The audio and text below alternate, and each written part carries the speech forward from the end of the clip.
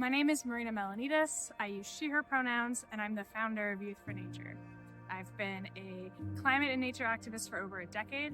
I'm also a conservation social scientist where I study power dynamics and equity and narratives in environmental governance.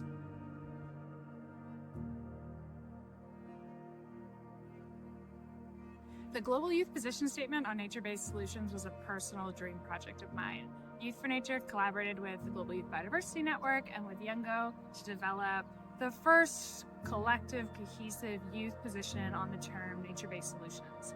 And I'm really proud of the results. It's been profiled by large global institutions and was even shared on the negotiating floor at COP15 in Montreal, which was incredible. I think it's a really great example of the collective power of youth generally and of the specific bridging power of Youth for Nature to bring together youth climate and youth nature movements.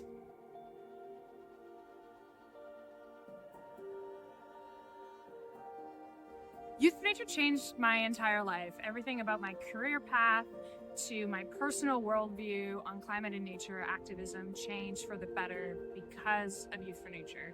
As I'm filming this, I'm just about to start pursuing my PhD at the University of Cambridge, and I'm going to study the ways biodiversity conservation philanthropy intersects with power and with equity.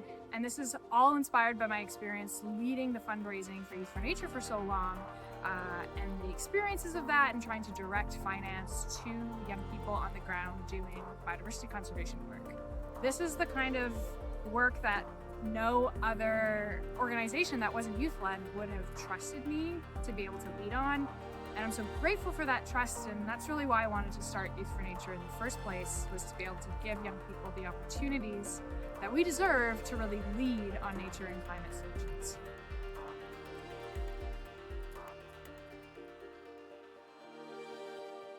Climate and biodiversity solutions that are not rights-based or do not further efforts towards justice simply are not good enough. They will fail to achieve the transformative and systemic change that we need to safeguard the world's ecosystems and build futures where all peoples can thrive. It's so important that organizations like Youth for Nature and like many others continue to advocate for this and to remind our collective movements that we simply cannot afford to settle for less. Because it's not only our futures that are on the line anymore, but it's our todays, it's our right nows that are on the line as well.